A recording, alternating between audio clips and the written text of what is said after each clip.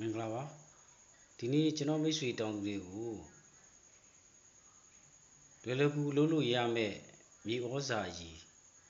မိတ်ဆက်ပေးချင်ပါတယ်အိန္ဒိယနိုင်ငံမှာတော့မျိုးဖလာအသုံးများတဲ့မြေဩဇာကြီးပါ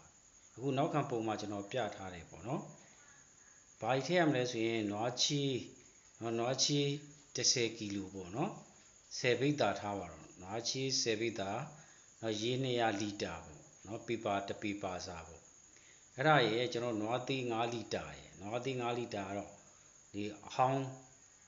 ချက်ချင်းမှုဖဲနဲ့ဒီ1 ရက်လောက်2 ရက်လောက်ကြိုပြီးတော့ယူထားပြီးသားဆိုပိုကောင်းတာပေါ့နော်နောက်ပဲမုတ်1 ပိတ်တာဒါမှမဟုတ်လည်း1 ကီလိုပေါ့နော်ပဲမုတ်1 ကီလိုလိုမယ်နောက်ဂျက်ကရီဆိုတာကျွန်တော်ထညက်ကျွန်တော်1 ကီလိုလိုမယ်ထညက်1 ကီလိုရဲ့ကျွန်တော်တို့ဒီမြေဩဇာလက်တဆုပ်စာပေါ့sorry ကျွန်တော်တဘာဝမြေဆွေးပေါ့အခုလေတွေကမြေကြီးလက်တဆုပ်စာအဲ့ဒီຢာတွေပေါင်းပြီးတော့ကျွန်တော်တို့ကဒီပေပါထဲမှာရေ200 လီတာဆန်တဲ့ပေပါထဲမှာရောမှွေလိုက်မှာရောမှွေမယ်မှွေပြီးတော့အပေါ်ကနေပြီးတော့ကျွန်တော်တို့ဒီဂုံဒီအိတ်လိုဟာမျိုးအုပ်ထားလိုက်မယ်အရိပ်အောက်ထားလိုက်မယ်အဲ့ဒါကိုတနေ့ကို2 ကြိမ်မှွေပေးမယ်2 ရက်လောက်ကြာလို့ရှိရင်နည်းနည်းအနံ့ထွက်လာလိမ့်မယ်ပေါ့နော်ဒါ fermentation လုပ်လိုက်မှာ2 ရက်လောက်ကြာပြီးပြီဆိုလို့ရှိရင်ကျွန်တော်တို့မြေကြီးတွေကိုသုံးလို့ရသွားပြီစိုက်ခင်းတွေမှာသုံးလို့ရသွားပြီဟင်းသီးရွက်စိုက်ခင်းတွေသစ်သီးဝလံစိုက်ခင်းတွေเนาะကျွန်တော်တို့ဒီ strawberry ပဲဖြစ်ဖြစ်เนาะဒီဟင်းသီးဟင်းရွက်စိုက်ခင်းတွေမှာသုံးလို့ရပါတယ်လယ်ဒီထဲမှာသုံးလို့မရဘူးလားဆိုရတယ်ဒါပေမဲ့လယ်ထဲမှာဆိုလို့ရှိရင်ဒါဒီတပေပါကိုတဧကစာမြေကြီးကိုဖြန်းပေးရမှာမစိုက်ခင်မြေပြင်စင်မှာဖြန်းရင်ပိုကောင်းတာပေါ့เนาะအဲ့ဒါမြေကြီးကိုဖြန်းတဲ့စီ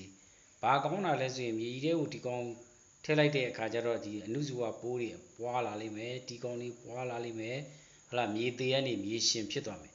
ဒီဟာကိုကျွန်တော်ကုန်ကြစီနည်းနဲ့ဒီအောင်တွေလုတ်ပြီးတော့များများသုံးလာမယ်ဆိုရင်ဓာတ်မြေဩဇာသုံးရတာတက်တာသွားလိမ့်မယ်ပေါ့နော်ဒီရွယ်ချက်နဲ့မိတ်ဆက်ပေးတာဖြစ်ပါတယ်ဒါဂျီပါအမရူတန်လို့ခေါ်တာဂျီပါအမရူတန်ဒါအိန္ဒိယစကားလုံးမှာဂျီပါဆိုတာပါဠိလိုဆိုဇီဝဂျီပါဇီဝအမရူတန်ဆိုတာအမတဆိုတာမသေးခြင်းเนาะဂျီပါဆိုတာဇီဝသက်ရှိအမတမသေးခြင်းဒီမြေကြီးထဲမှာဟုတ်လားသက်ရှိတွေเนาะဒီမသေးအောင်เนาะကျွန်တော်တို့သက်ဆက်ပေးတဲ့မြေဩဇာအကြီးပေါ့เนาะမသေးအောင်မြေကြီးကမြေသေးကမြေရှင်ဖြစ်လာအောင်လုပ်တဲ့မြေဆွေးအကြီးပါပဲเนาะဒါကိုသုံးသိချင်ပါတယ်မိတ်ဆက်ပေးတာပါဖြစ်ပါတယ်เนาะဇီဝအမတဖြော်ရည်ပေါ့ဗျာเนาะ